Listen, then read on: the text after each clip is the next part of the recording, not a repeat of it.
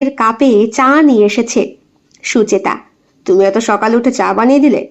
আরে আমার তো মনে হচ্ছে কল্পনাতেও আমার স্ত্রী এমনই হবে। স্ত্রী? আহা, এখনো নামটা গলায় আটকে যায় কেন? আমি কি অভিনয় করছি?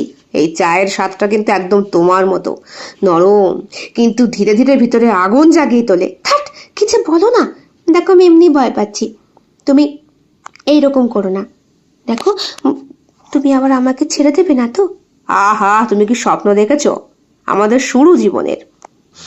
শরীর নয়, সম্পর্কের জন্ম। আচ্ছা, একসঙ্গে হাঁটা মানে কি তুমি জানো?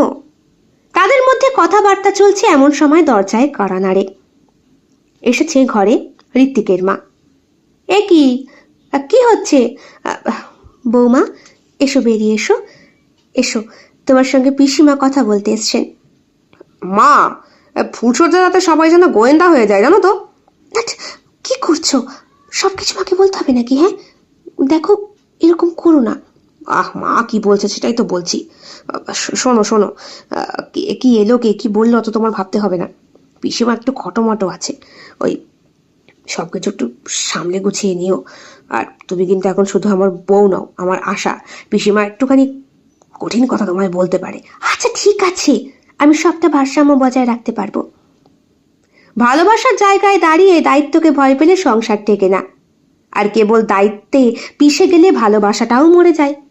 ভারসাম্য মানে তুমি যেমন আমার বুকের ওপর ভর দিয়েছ, ঠিক সেইভাবে আমিও তোমার পাশে থেকেছি, থাকবো, রাতে আর দিনেও।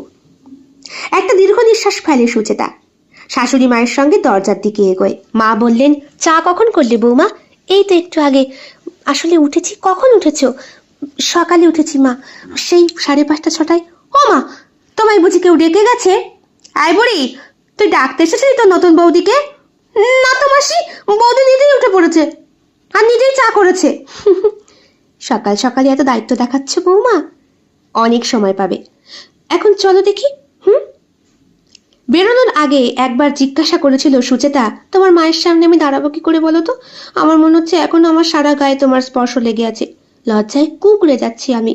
আহ, কেবল স্পর্শ নয়, আমার নাম, পরিবার, ভবিষ্যৎ সবকিছু এখন তুমি।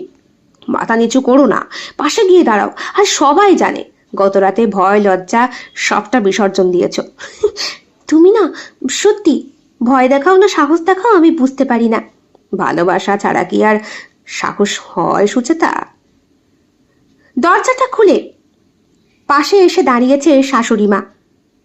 রান্নাঘরের পাশেই চুপ করে দাঁড়িয়েছিল ঋত্বিকের পিসিমা। ওরা ওপর থেকে নিচে নেমে এলো।